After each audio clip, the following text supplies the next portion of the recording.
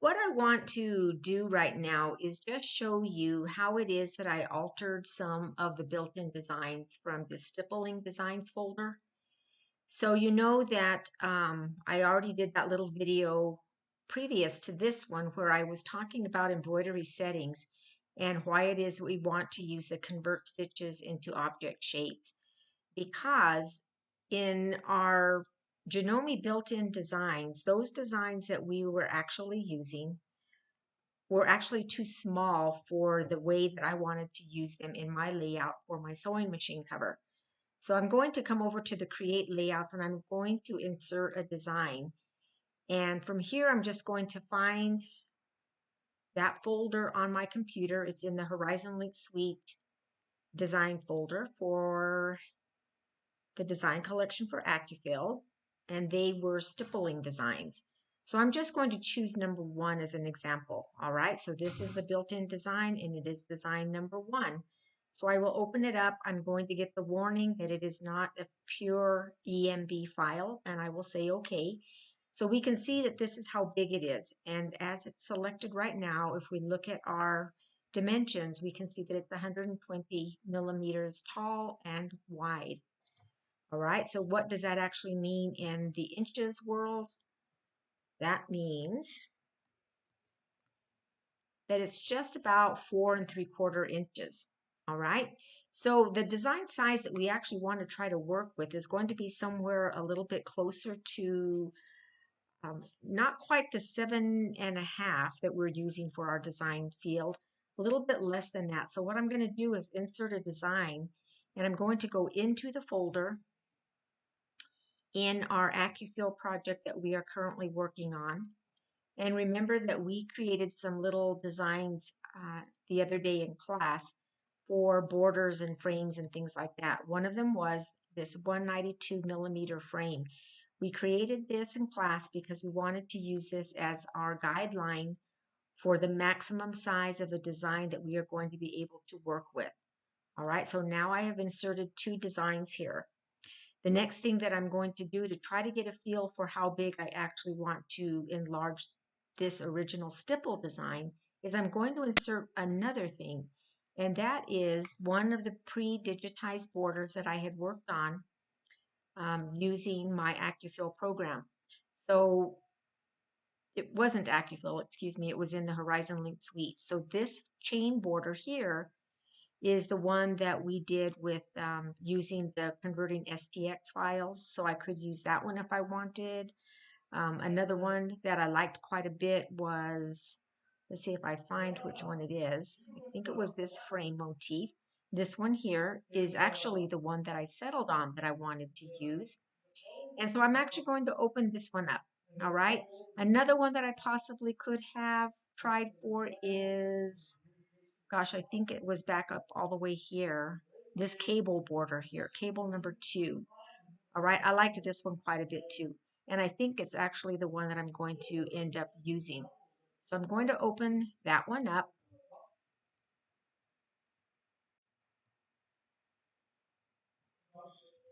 And I'm going to get that warning again that it's not a pure digitized file. And I will just say okay to that one as well. So now a funny thing is going to happen here. And this is that this file of this chain border was actually created out of lots of different little sections. If you remember that, one of the things that I recommend that we do whenever we're creating something with all these little pieces is that we save that as a JEF file. Now, one of the crazy things that happens to it, because I went ahead and I used this converting it, my stitches into objects, is that it has broken it apart in funny kinds of ways. I think it's kept the sewing sequence like it was. I'm not going to bother to stop and run it through a simulator, but I just wanted to make you aware that that's one of the strange things that will happen to that JEF file when I have saved it as objects. It's not going to give us a problem right now, though. What we're still working for is just how big do we want to enlarge this design to. So let's take a look at it for now. Let's look at our design list at the bottom, and we're going to see this design has 10,433 stitches in it. I'm going to select this part of the design, And it is grouped together. It's got the central motif, it's got the little chain border, the stipple fill around it, and this one also has a straight stitch that borders around it. Okay, so what I'm going to do is in this program, if I hold down my shift key as I drag out one of my corners, it will keep the design centered in the hoop. All right, so let's just see what happens. What I'm looking for is I want this edge of the stipple to just run right up against the edge of this um, cabled border right here. Okay, so for right now, that is going to be my guideline for this. And I can see that my stitch count did change and it's now at 11,700. So that is why this is a good place to come in and enlarge these designs, because doing this sequence of what I said here in my software settings, in the embroidery settings, if I convert those stitches into objects, it's going to adjust the stitch count here in Hatch. Now, I wish that I could also demonstrate this for you in my Dime PEP program, but it's not working currently right now. And it works exactly the same way, except for in that program, I don't think you have to make any deliberate change to it. It should just adjust the stitch count. And anyway, you can get a nice feel for how this program can work together. So at this point, what I could do with my design is go ahead and delete the parts out of it that I don't want. And that would be this outer frame. I would delete that. And then the other thing I could do here is in my sequence bar, under colors, I could go ahead and I could rearrange how I want this design to stitch out if I didn't like the way it was stitching. Another thing that I would recommend doing while you're open in your software program is to go ahead and change the colors of this design to something that's going to be agreeable with what you want for your own project. The reason why I say to go ahead and do that in your software program is because when you take this over into the layout mode, it's just a little bit more cumbersome there to go ahead and try to start changing colors. And the other thing is that probably you're going to be wanting to see those colors in the color palette that you want.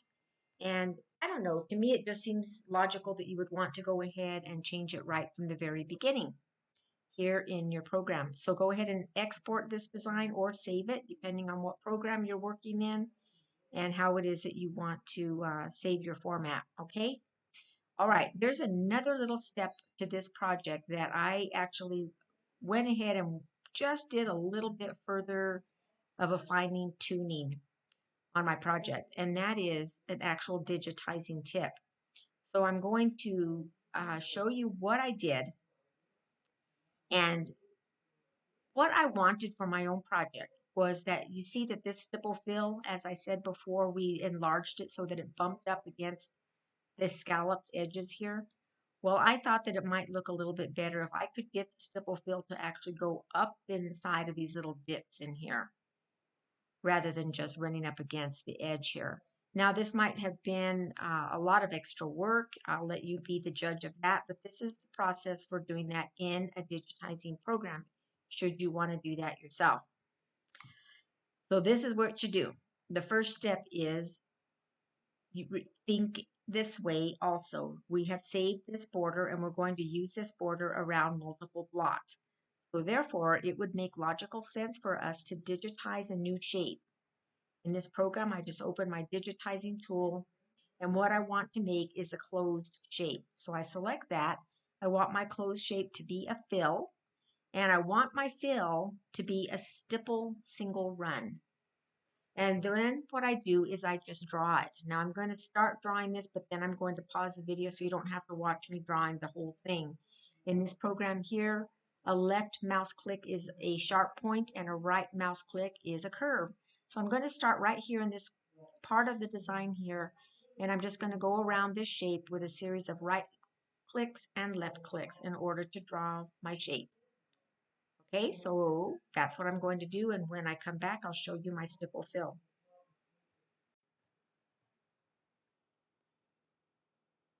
Almost all the way around my shape.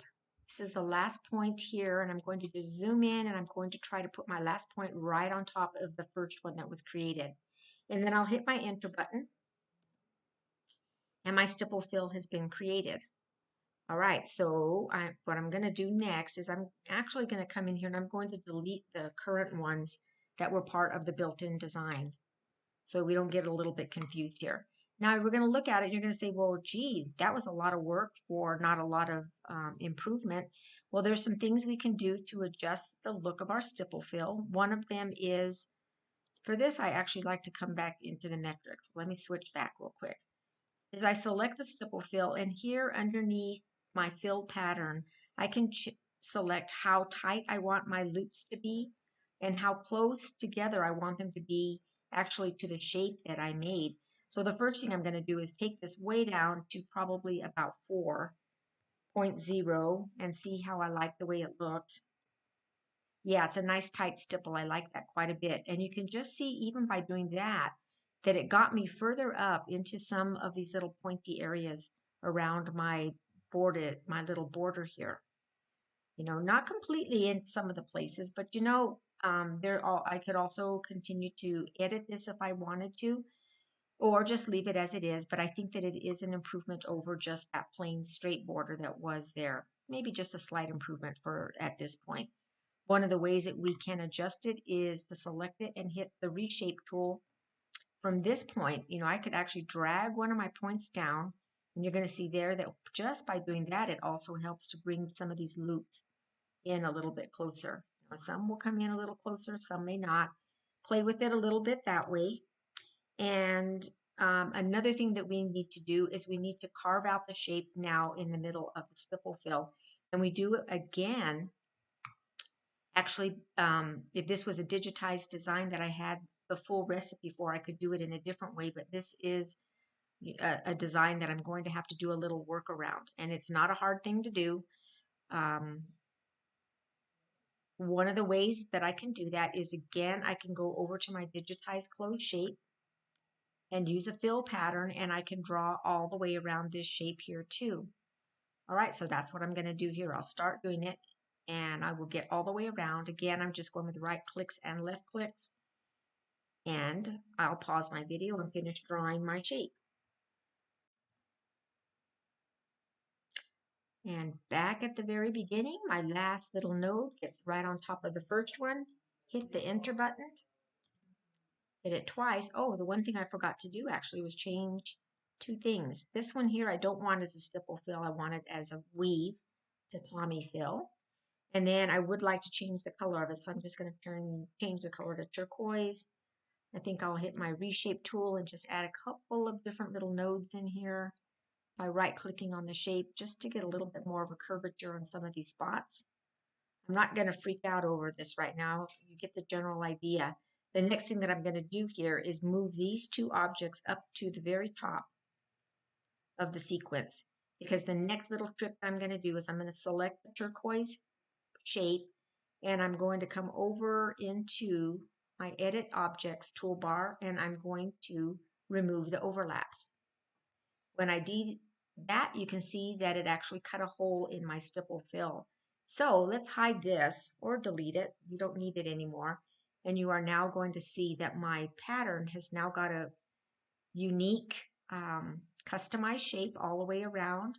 The original central motif comes in nice and close to the design itself.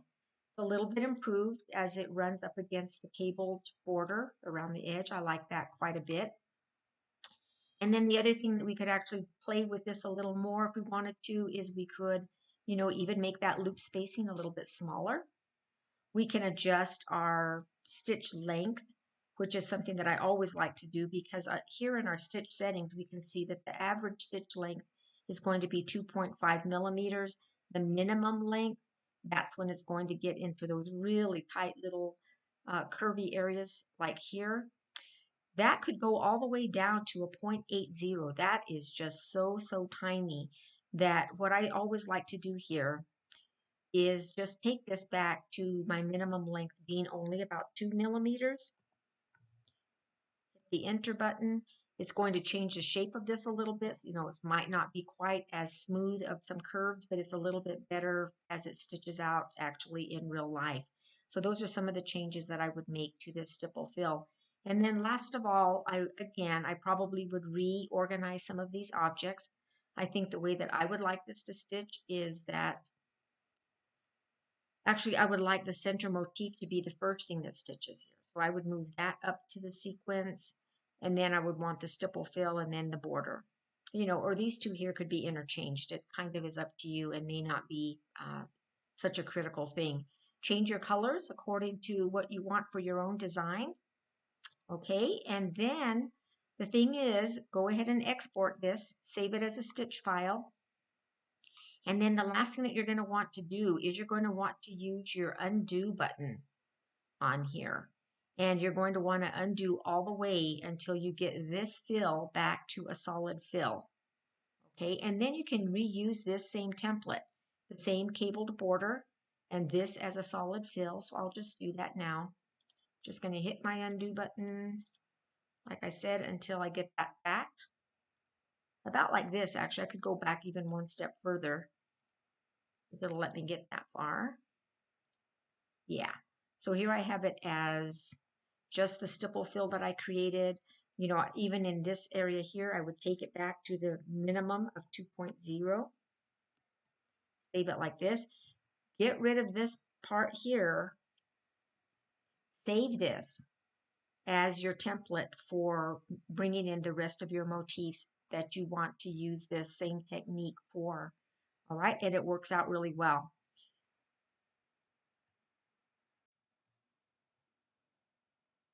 Next, I want to show you another way that you could actually accomplish the same thing. Now, this is a function that is available in both the Janome MBX program as well as in the Hatch program. I don't know, although I'm assuming that there probably is something similar in the PET program. Okay, this is what you do. Remember, again, I'm just going to rewind a little bit here, remembering that we opened up a Jeff file as an object file. We have converted this design into objects. Because we have done that, it is going to give us an ability to check this design right here. Now remember also that in the earlier video, I had also talked about how sometimes when we do convert these stitch files into object files, that they're not pure object files. Sometimes you may find that this would work better than other times. It's just going to depend on the quality of the actual output when it converted that into an object. But one of the things that is available to us as a true object is I can select it here. And one of the cool little functions I have in this program under the Create Layouts tool is this Create Outlines and Offsets. All right, so what I can do then, I can select this function and I can say that I want an object outline. And I want it to go all the way around my object, so I'm going to select this right here. And I will say also that you've got a choice if this was an object that had some funny corners on it. Do you want the corners to be kind of rounded or angled, or do you want them sharp? I'm going to leave them as sharp corners because I do have some sharpness in these inner areas here. Let's just go ahead and say okay. And what has happened is that we have created an outline around that shape. Now again, you're going to notice that maybe you don't like exactly that outline that it made. And maybe you would want it to come further in. If I select it and I select my Reshape tool, I can click on this and I can add a point and I can drag my point in. And that would actually change this a little bit, for what I'm actually working on here. And actually it created some little points here and there too. So, anyway, again, how much editing do you want to actually do here and how much do you not want to do? Well, once this object has been created, I can select it and I can change it from an outline into a fill. Simply by doing that, you can see that it created it there. It actually made it as a stipple because that's the last kind of a design I was creating. But if I select my weave fill, I turned it into a weave fill. And again, I can do the same thing. I can put this and this up at the very top of my sequence bar. The reason why you want to have it at the very top is because you don't want to damage anything that might be underneath this object. So I'll select that object. I will go to my edit toolbar over here. These things get familiar to you the more you use your program, and remove the overlaps. All right, and you can see on the toolbar that it indeed made that big hole in the middle of my stipple fill. And basically what I've done is the same thing but using some tools that are available here in the program. And it's pretty nifty. Again, you'd have to take a little look here, and maybe you would want to adjust some of these little nodes and so forth. I could select this stipple fill at this point, check my reshape tool, and I could add in some points on that wireframe, drag in my points, and therefore I could also adjust some of those little, the way that that stipple fill is interacting with the other shape. All right, so it's pretty fun, and there's lots of creative things that you can do with your software once you know how to use it. So that is how I created my fills for my project that I'm doing on my sewing machine cover. And I just thought that maybe that would be a little bit of an encouraging video to make for you all, to encourage you to use your own software and begin to explore some of the possibilities of some things maybe you hadn't thought about doing before. So, right there, I've already improved my design quite a bit just by clicking on a couple of those nodes and bringing in that stipple fill just a little bit more. So anyway, I kind of like the way it's looking. Again, what would I do? I would make sure that I've got everything stitching in the order that I want it to be in. I would change the colors accordingly, and then I would go ahead and I would export this or save it, depending on what program you're using, but export it as the name of the file that you want it to be for your project.